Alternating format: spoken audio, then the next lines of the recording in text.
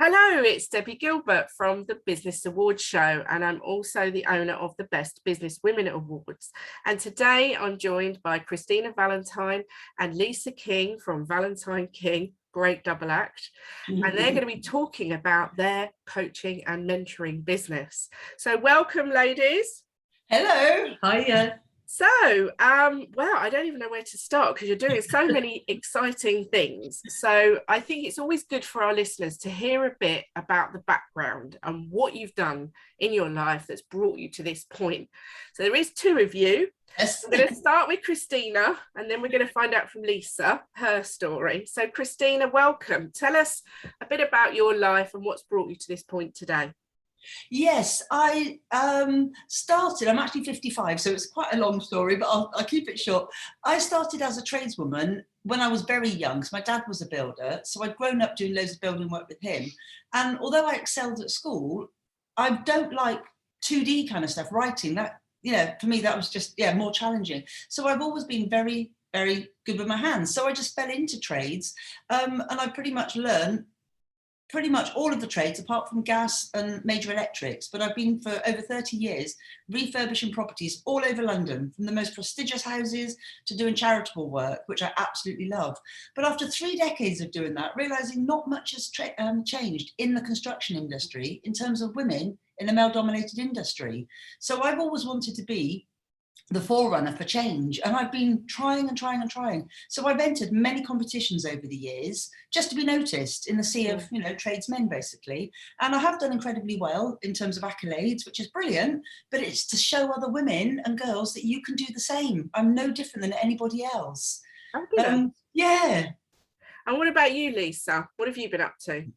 So my background is health and fitness. I'm 30 plus years of personal training, and I used to run a fitness business that involved multi-sports for children. So we're going to children's centres. We'd also go into the military to train and help the families when the soldiers were away. And that I've been in that industry, but then with my empowerment and with my journey, I then went into speaking and done a TEDx, and we joined forces, didn't we, where we both want the same. We want change. We want to show people what's possible and help them share their gift with the world, and that's our biggest thing. We want to remind people what's possible. That's amazing. So tell us what Valentine King does. What's it all about? Yeah. Where do we start? Yeah. Our tagline is master your mind to master your message. And the whole point is, once you've got that inner self-belief, irrespective of what's going on in the outside world, you own who you are and what you believe in and your values, and you go out there and you share. And that's what we try and ignite in other people. And it is because we've had our own journeys. So although I've been a tradeswoman for all those years, in my personal life, there's been so much more I've had to overcome and achieve. And that's where I think my accolades are, my personal life, not my career life. But if I hadn't had my personal life, I would not have had the successes in my career life. And that is what both of us share with other people. Don't ever think your adversity is your Achilles heel. It's not, it's your gift. And we are so passionate about that. So passionate. Yeah, absolutely. I can tell you're infectious, ladies. So, describe your sort of ideal client to me. What's the sort of person that you're working with? We have a real mix, and I know that sort of sounds quite cliche, but it's not that we serve everyone. We serve different groups in different ways. So, for example, we go into schools and we do self-mastery with teens. We go, we're about to launch an app next month. So we want to help people who have businesses. We're doing a business book at the moment. So, and again, all the money goes towards self-mastery for teens. We do courses. We help people who need reminding that they have an amazing gift. And a lot of people, like Tina said, feel their story either holds them back or they won't share it, when actually it's because of their story, despite whatever people may think. And it's really, their story is the skills they learned through, and they had to use, wasn't it? Yeah. Through their journey is what actually is their gift now. And we remind people that, be really proud and unapologetic and be you. Oh. Do anything? Yeah, it is. It's to get rid of the mental blocks, because we do see that most people, they're literally at the floodgates of just having this amazing life. They just need to open the floodgates. Yeah. That's all it is. They've got everything they need. And like you were saying about tradeswomen, a lot of women don't do male-dominated industry jobs because of these beliefs. Well, if you change your belief, you're good to go. So that's all we do. I just stand there as an example. I am you, basically. So don't wait 30 plus years, do it now. So awards, you, Christina, were a silver winner in 2019 and 2020. So congratulations on that. Thank you. But I also know that you've also been involved in other awards. So share a bit about Screwfix and some of the other accolades that you've had. Yes, I entered Screwfix Competition, I think it was 2018 and 2019. And prior to doing that, I never thought I'd be good enough to do that. I kept seeing it for years in Screwfix shop, enter the competition. And this one year I thought, no, I'm going to enter, I'm going to win, I'm going to be the face of change. So against 5,000 entrants, I was in the finals, got to the finals. And the worst thing for me was they were arguing over 3 of us who could win, 2 guys and me. And it was literally a toss up between the 3 of us. So one other guy won and me and the other 2 came away technically second place winners, which was really frustrating for me, but still brilliant to be in that position. So me being me, I entered the following year, got into the finals again. And that year I came technically second again, but they gave me a special award that they'd never done before for innovation, because I've designed a safety ladder to work on staircases that will reduce accidents and deaths at work, working on height, but mainly working on staircases. And I've got a patent for that, and it's going through testing at the moment, and hopefully will be in the DIY and trade markets. So there was that one, so 2 years in Screwfix, then role model in UK Construction Week. And again, being a woman in a male dominated industry, running my own business, doing charitable work. So again, being the face of change. And another one, most influential in property restoration in the southwest of England. And that was a global competition. And there's been a few others dotted along the way, speaking awards. Yeah, but I just love to be out there to show people I am just you, basically. So do the same, follow in my footsteps. So there might be some tradeswomen listening to this interview who are maybe working on a building site or working for a company, but would really like to work for themselves and be their own boss. And what sort of advice could you give them? Yes, again, being female, it is your golden ticket. Don't ever think people will not employ you because you're female. They absolutely will employ you because you're female. So literally you'll get customers so easily, so easily. And again, it's one of the things we help people with that belief, also with business skills. If they don't know how to set their business up, if they don't know where to put their name out, like where do they even advertise? We can help with all of that to help get them over the line. But once they do it, they'll think, why didn't I do this before? Because seriously, being a woman in a male-dominated industry, you stand above, way above and beyond, because you're different. And women love having women in the house. In fact, yeah. Do you think there's a trust element there? That there is certainly people will trust women to do a good, clean, tidy job. Yeah, and it's not just women that want to employ you. People like having the choice. That's brilliant. So you decided to come on board at the Best Business Women Awards this year, which we're really excited to have you as a sponsor, and you're sponsoring the Women in Trades category.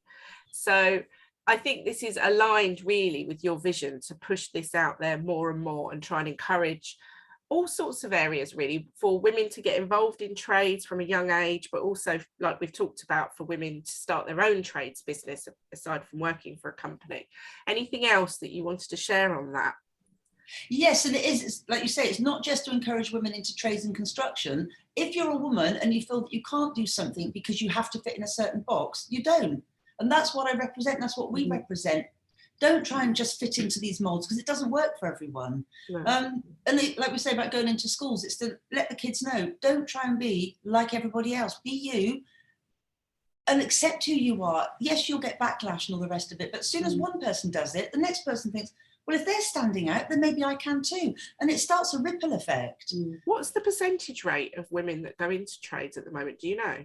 Oh, it's low. When I started all those years ago, it was less than 1%. And I think now that some of the surveys they look at is 2 to 5%. So not really massively improved, has it? Not in 3 decades, not at all. And do you think that's the education in schools generally about trades? Yes, I would definitely say so, because when I was back at school, despite being in what was known as the A+ class back then, I'm also dyslexic. So I learned through other people. I never read anything, and I'm very, very practical and 3D. But there was nothing catered for me, ever. It was all about going to university, do this, do that. Never was it mentioned about trades. But my dad happened to be a builder, so I just happened to fall into it and have done incredibly well. I learned the trades so easily because of how my visual brain works. So if kids was told that, if there's a kid struggling in school thinking, well, I seem to be smart in one area, but I appear to be really not smart in another area. Maybe your brain is just dyslexic or dyspraxic or ADHD or any other label that you might be given. Yeah, true. I mean, I can remember when we were doing our options at school. I mean, I was educated in the late 1970s, early 80s, and I was told categorically I could not do woodwork. I was not allowed to do woodwork. I had to do needlework or food tech, I think it was called, food and nutrition or something, or home economics or something. And so it didn't matter if you wanted to do it, you were not offered that as an option. You know, metalwork, woodwork was for the boys and that was for the girls. So, you know, I think it's changed a little bit now, but still there's clearly work to be done. So it's great that you're championing this cause. Yes. So you've been in business a long time, 30 years. What have been the challenges along the way that you've had to face and deal with? Yes, being a single mum, and again, I would encourage people, don't think that's a reason not to do it, because my daughter was ill a lot, so she used to come to work with me, and I'd roll out a little sleeping bag, and it'd be blown up like an air, I don't know, like a puffy one, so it was nice and comfy. Roll out lining paper, tin of paint either end, you know, keep herself entertained, sometimes for 6 weeks at a time if she was really ill. But now she's an amazing artist. She's just done her degree and come out with, you know, top of her year. So she's doing really well. So yeah, obviously been a single mum. And yeah, having to be twice as good to get half the recognition. But most women are. We're high achievers, we're perfectionists, we're multitaskers. So even ticking that box wasn't difficult. So yeah, it's having that belief. I think when you've got that belief, they're not obstacles, they're just another challenge. You think, well, I've got stronger again. Lisa, anything that you'd like to share that you found along the way that was a challenge you've had to overcome? I think when you have your own business, it can be quite lonely at times. It can be quite isolating if you're not then taking the time to connect with other people in your industry. The beauty of social media now is that it does give you that ability, which is great. But I do believe that, you know, if that happens, reach out, because there are people, you know, that really do want you to succeed. People, you know, there are people, and please don't get me wrong, there might be some that don't. I need to put a caveat out there, but reach out to people that have done what you've done, that can help you, because in 30 years, there's some mistakes I've made, but it wasn't a failure, I learned from it. Yeah. So speak to people that have done what you're doing. I know people say this, but it's true. Speak to people, because they'll stop you from making the mistakes that potentially has taken them a long time to put right, so they'll be able to help. Definitely. Yeah, definitely reach out. So let's wrap up with a summary for 2022 for Valentine King. So you've got a book coming out? Yeah, we've got a business book. So what we're doing, it's literally right now, we're literally speaking to people now about joining, and it's about showing people what's possible, and regardless of anything, you can make that step to set your own business up. You can be the light that other people, you know, that will shine for others. And all of the royalties goes to us sending speakers into schools. Oh, wow. So it's all going there. We've got an app launching next month with courses and new things. There's going to be free courses as well as paid courses. We do. Would you like to know what the app's called? Have a guess. Valentine King? Yeah. Brilliant. Yeah, it's literally called Valentine King because we've got different elements to it. So we're going to be doing speaking events, public speaking training, because that's where we thrive. That's where, you know, we are very real, very raw, very honest and vulnerable when we speak. And that's made such a difference when people hear it. So we help people do that as well. So we've got that coming up. There's many different things, all very exciting. And Tools for Life as well is going to be being pushed. What's Tools for Life? Get some funding.